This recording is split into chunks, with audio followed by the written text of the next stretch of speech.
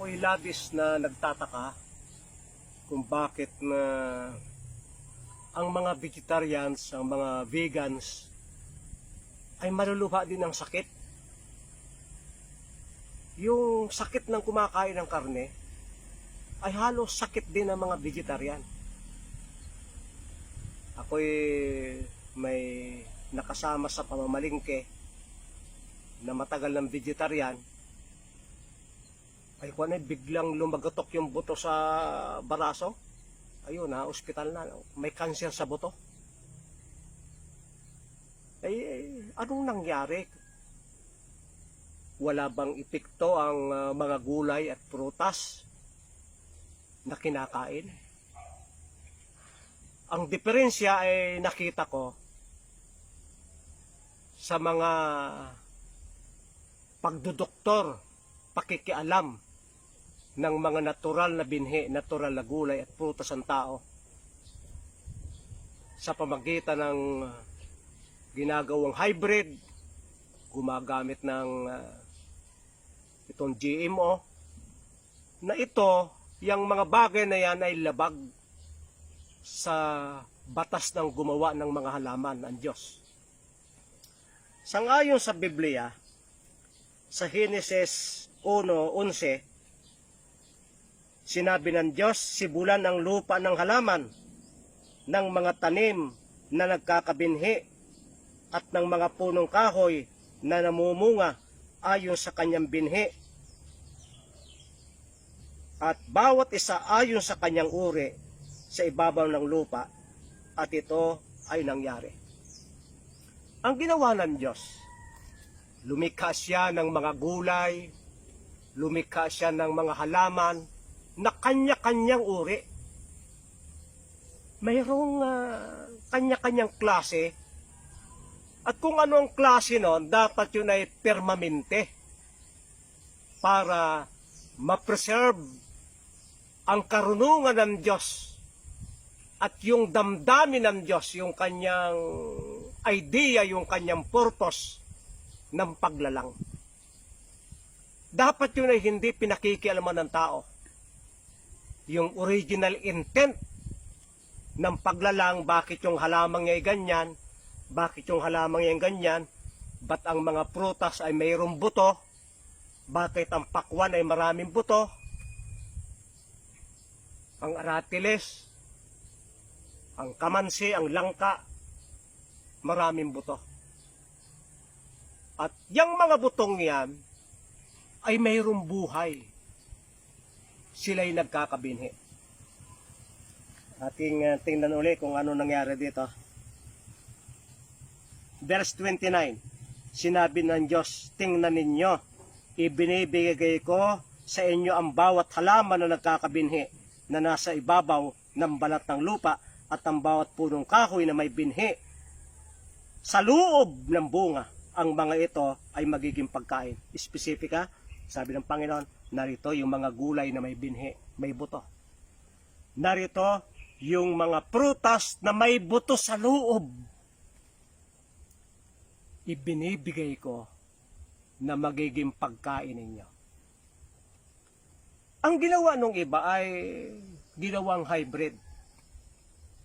Yung nilikha ng Diyos na hiwa-hiwalay ay pinagsama, pinakialaman.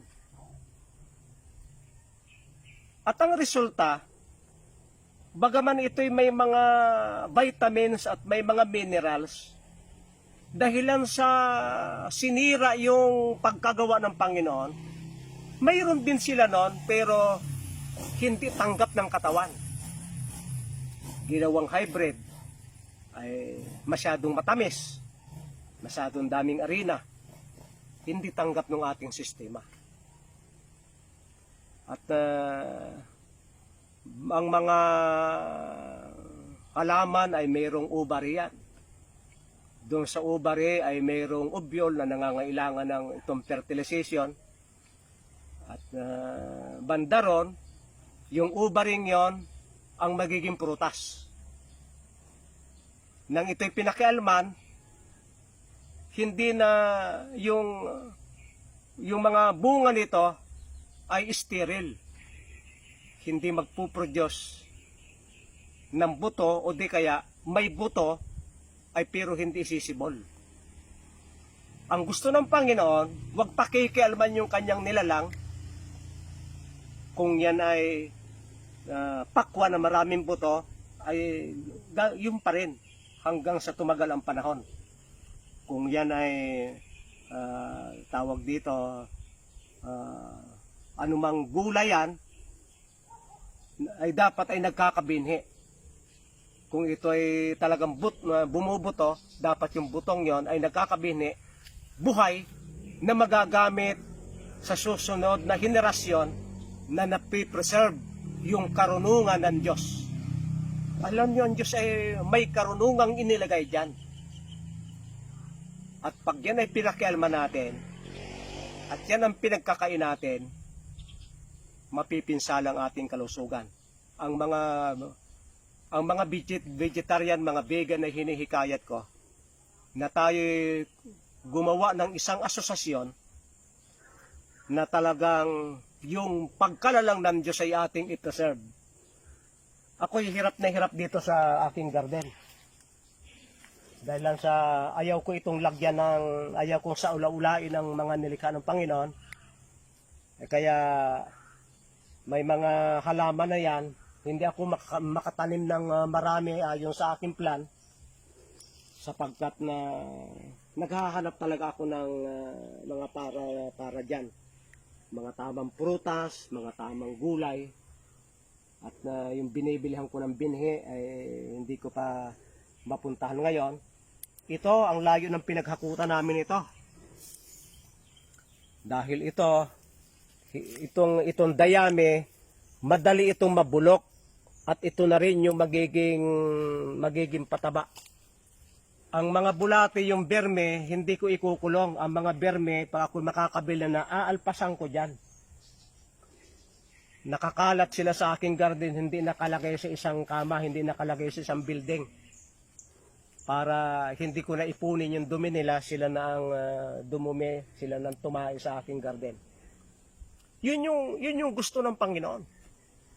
Mayroon siyang sinabi, mayroon siyang ginawa, at wag nating i-improve yun. Yung mga halaman na ginawa ng Diyos, wag nating i-improve. Sapagkat yung pagkagawa nun ay tama. Hindi nagkamali ang Diyos sa paggawa niyan. Nilagyan ng Diyos ng bawat klase, ng bawat uri.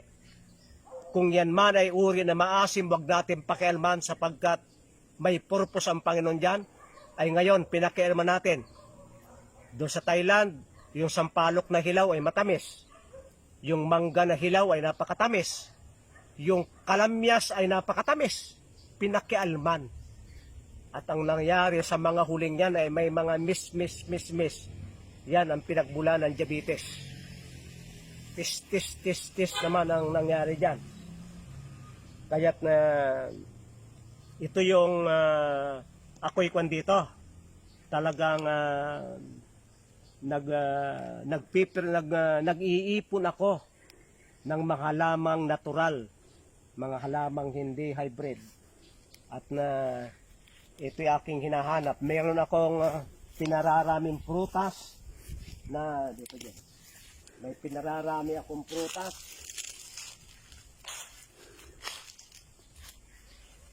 Na ito'y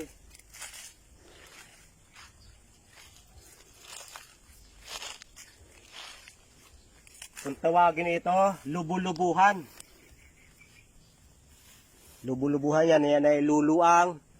At yung kanyang bunga, ay isang buwan pa may bunga na mayroong balot. Na iyong bubuksan, yung laman ay bilog. Na yun ay napakatamis, inilalagay sa mga cake. Sa ibabaw ng cake.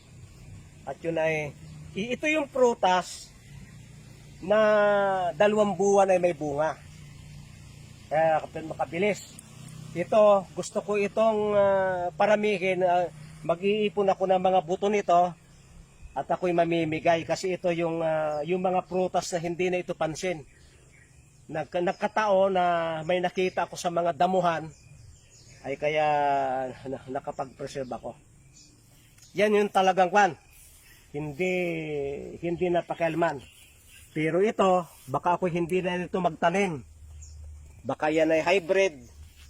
Ayun, mayroon namang mga ibang halaman na hindi ganyan, na makukuha din yung sustansya na hindi naman hindi hybrid. Kaya't na ako'y yung therapy sa pamagitan ng nutrition, isang paraan ng therapy, ay magandang balikan natin na tayo'y hindi gagamit ng mga hybrid. Natural na kilala ng katawan at kasundo ng katawan, kasi may idea yung Diyos. Ito yung katawan ng tao, ito yung kakainin niya. Kaya't bawat uri, exclusive ang bawat halaman. Hindi pwedeng haluan, hindi pwedeng paghaluin. Ang itinakda ng may lalang ay mga halaman na nagkakabinhi. Kaya warning sa mga vegetarian, huwag kayong tuwan-tuwa magkakain ng prutas sa mga seedless. Kaya tayo may sakit. Mga prutas na walang buto. Mga prutas na dati maliit, ngayon ay sobrang laki na.